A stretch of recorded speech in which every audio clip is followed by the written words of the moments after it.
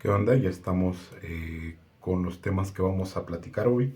El día de hoy es el derecho civil en la planeación fiscal. Por ahí, dentro del tema fiscal, que si bien es cierto, no es tan tanto cuanto civil, eh, sí llegan a intervenir algunas leyes, entre ellas la ley civil o el derecho civil, por las disposiciones civiles en torno a las personas, ya que recuerden que muchos de los contribuyentes son personas y por lo tanto es aplicable el derecho civil, ya que el derecho civil regula las relaciones jurídicas entre las personas tanto físicas como morales. En el sentido de la planeación fiscal, debe de considerar las disposiciones legales civiles que afecten a las personas, ya que éstas pueden tener implicaciones fiscales, ¿no?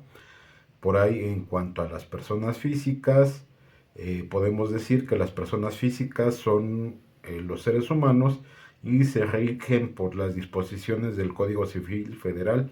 En materia fiscal, las personas físicas son contribuyentes de una gran cantidad de impuestos, entre los que se encuentran el ISR, que si eres un empleado normal que recibe una nómina, pues no estás exento de ese impuesto. El impuesto al valor agregado, es decir, si vendes algún producto, pues está sujeto al pago del IVA por ese producto.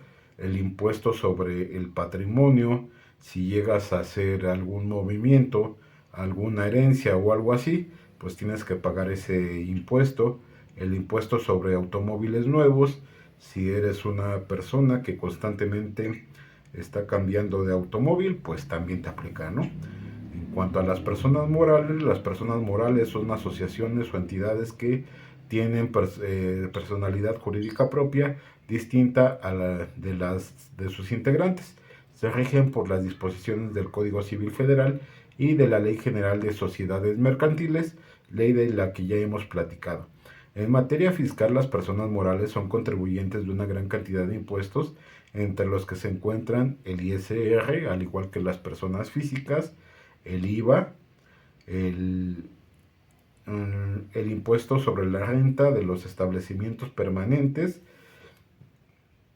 que ese es otro tema que por el momento no vamos a abordar, lo que es un establecimiento permanente, el patrimonio en el marco de la legislación civil y su vinculación con la materia fiscal. El patrimonio es el conjunto de bienes, derechos y obligaciones de una persona. En materia fiscal, el patrimonio es un elemento fundamental para la determinación de la base gravable de una gran cantidad de impuestos. Es decir, hay en algunos tipos de negocios que tu patrimonio sí juega como base gravable para determinar tus impuestos, ¿no?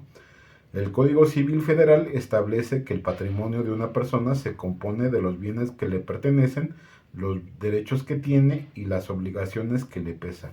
Es por eso que si te ves obligado a el pago de dichos impuestos que te causa ese patrimonio, ¿no? La ley del impuesto sobre la ley del impuesto sobre la renta o ISR define el patrimonio como el conjunto de bienes del contribuyente, sus ingresos acumulables, sus deducciones autorizadas y las pérdidas fiscales. Es decir, ya el neto, ¿no? El netito, pues ya es tu patrimonio, ¿no? La ley del impuesto al valor agregado, IVA, define el patrimonio como el conjunto de bienes del contribuyente, sus ingresos y sus gastos. La fiscalidad entre los contratos civiles. Los contratos civiles son acuerdos entre dos o más personas que tienen por objeto crear, modificar o extinguir derechos y obligaciones. En materia fiscal, los contratos civiles pueden tener implicaciones fiscales. Es decir, un contrato civil sí te puede obligar al cumplimiento de una obligación fiscal, ¿no? Los contratos civiles pueden ser objeto de tributación, como es el caso de los contratos de compraventa, los contratos de arrendamiento y los contratos de prestación de servicios. Es decir, si tú compras o vendes algo y lo haces por contrato, pues sí se genera la obligación. Igual cuando vas a rentar algún lugar, también se genera la misma obligación y con la prestación de servicios, ¿no? Eh, es decir, si eres profesionista y te contratas por algún tiempo determinado para hacer una obra determinada, pues ya se genera una obligación, ¿no? Porque como tal estás prestando un servicio. Los contratos civiles pueden utilizarse para realizar operaciones que tienen implicaciones fiscales, como es el caso de los contratos de compraventa de acciones, los contratos de constitución de sociedades y los contratos de donación, es decir, aún las donaciones que son deducibles de impuestos generan obligaciones, pues sí, porque no me acuerdo en qué legislatura se le puso un tope a esas deducciones. No recuerdo muy bien cuál es el tope, creo que es del 7% más o menos, algo así, ¿no? Las transmisiones patrimoniales pueden estar sujetas a impuestos, como es el caso de la compraventa de bienes inmuebles, la donación de bienes y la herencia de bienes. Las transmisiones patrimoniales pueden dar lugar a la aplicación de exenciones o deducciones fiscales, como es el caso de la transmisión de bienes a familiares o la transmisión de bienes en el marco de una sucesión testamentaria, ¿no? Para ir cerrando el tema o en conclusión podemos decir que el derecho civil tiene una importante influencia en la planeación fiscal. Las disposiciones legales civiles en torno a la persona, el patrimonio, los contratos y las transmisiones patrimoniales deben ser consideradas por los contribuyentes a la hora de diseñar su estrategia fiscal. Y es que debes de tener pensado cómo vas a generar esa relación, ya sea de prestación de servicios, ya sea de compraventa, ya sea de constitución de una empresa, pues va acompañada de un contrato, ¿no? De un contrato civil que debe de cumplir con lo establecido precisamente por el derecho civil. Es por eso que aunque sea civil, es totalmente o entra totalmente en términos fiscales, ¿no? Es por eso que si existe, por ejemplo, un poder que te da ciertas capacidades, pues está reglamentado por el derecho civil, aunque el trasfondo sea fiscal. Es por eso que en algunas ocasiones algún tipo de contratos amañados se prestan para malas interpretaciones, ¿no? E incluso algunos contratos que muchos llegan a firmar como trabajadores asalariados o asimilados a salarios no llegan a ser legales porque tienen muchas deficiencias legales. ¿En qué sentido? En el sentido de que tú como prestador de servicios, si estás prestando un servicio, no puedes prestar un servicio y verte obligado a firmar una condicionante que vaya en tu contra, ¿no? A mí me tocó un caso muy cercano, el hecho de haber firmado un contrato que te prohibía tener en relación con otros negocios o empresas y había una penalización en dólares, ¿no? Cuando eso simple y sencillamente no aplica, ¿no? No es posible, vaya, no hay ley que te obligue a hacer eso, ¿no? No me acuerdo de cuánto era la penalización de aquel entonces, una cosa más o menos así como de $200,000, ¿no? Más o menos. Lo cual es totalmente una falacia y le da falta de legalidad al contrato, ¿no? Porque es un abuso, no simple y sencillamente no puedes hacer eso, pero en el entendido de que de entrada se trataba de un asunto penal, pues ambas partes sabían el final de la historia, ¿no? Entonces, pues no había problema de firmar ese contrato porque al final del día, pues iban a terminar en los juzgados, ¿no? Y no de lo laboral, sino más bien de lo penal, ¿no? Así que, pues sí, al final del día, los contratos civiles sí juegan para el tema fiscal, ¿no? Algunas consideraciones específicas para la planeación fiscal en México. En México la planeación fiscal es una actividad lícita siempre que no se realice con el propósito de defraudar al fisco. Es decir, tú haces una planeación fiscal en donde, dando cumplimiento a la mayoría de las leyes, buscas optimizar tus recursos. Esa es una planeación fiscal. Y la planeación fiscal debe de realizarse con la asesoría de un profesional especializado, ya que puede ser compleja y conllevar riesgos. Es decir, no se trata nada más de simular o hacer una simulación, lo cual sí constituye un delito, sino de realmente una planeación que te permita la optimización de tus recursos financieros, que esa es otra cosa, y lo cual sí lleva mucho coco, ¿no? O sea, no es para cualquiera. Pues existen una serie de estrategias fiscales lícitas que pueden ayudar a los contribuyentes a reducir su carga fiscal. Algunas de estas estrategias son la optimización de la estructura jurídica de la empresa, es decir, no tengas puestos de más, no hagas cosas de más que te lleven a la utilización o desperdicio de recursos. Si alguien no funciona, simple y sencillamente darlo de baja y otras alternativas jurídicas. ¿Por qué? Pues es jurídico. En un contrato puedes establecer si el gerente no funciona, pues para abajo, ¿no? ¿Por qué? Pues porque son gastos innecesarios. Así de sencillo. La planificación de las inversiones, es decir, además de tu planeación fiscal, debes de tener, sí, la planeación fiscal y esa misma planeación con apoyo de una planeación financiera. Es decir, tienes 100 pesos.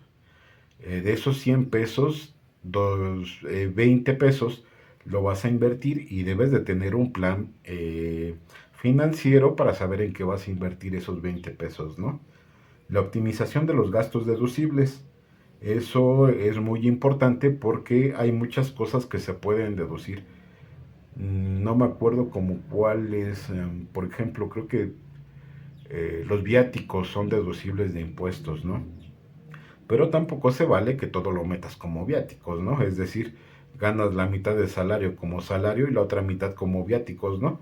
Pues eso a todas luces se trata de evasión fiscal, ¿no? La utilización de beneficios fiscales previstos en la ley. Ok, y la planeación fiscal es una herramienta que puede ayudar a los contribuyentes a cumplir con sus obligaciones fiscales de manera más eficiente y económica, ¿no?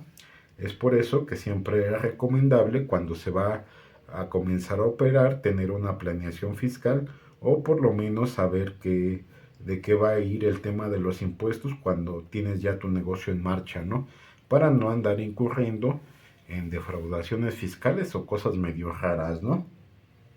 Así que en cuanto a las implicaciones internacionales de la planeación fiscal, porque es decir, tú haces tu planeación a nivel local, pero muchas de las empresas son internacionales y la competencia fiscal entre los países, la competencia fiscal entre los países se refiere a la tendencia de los gobiernos a reducir sus impuestos para atraer inversiones y negocios. Esa se ha visto mucho, es decir,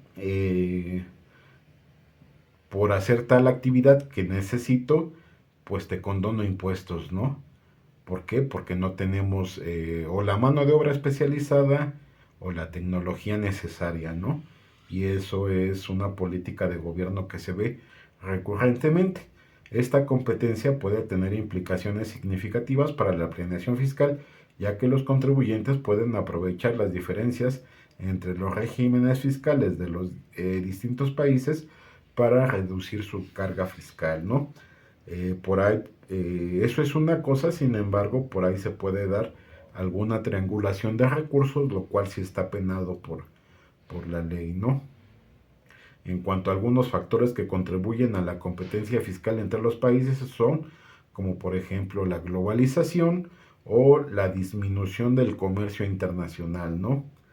Eh, la competencia fiscal entre los países puede tener algunos de los siguientes efectos: puede reducir la recaudación fiscal, puede distorsionar la economía y puede dificultar la aplicación de la ley, ¿no? Y de estos temas, pues ya muchas veces les he puesto ejemplos de cómo una mala planeación fiscal pues llega a perjudicar no solo a las empresas, sino pues a la misma Secretaría de Hacienda, ¿no? Que es la que vive de eso, la que opera con la recaudación de esos impuestos, ¿no?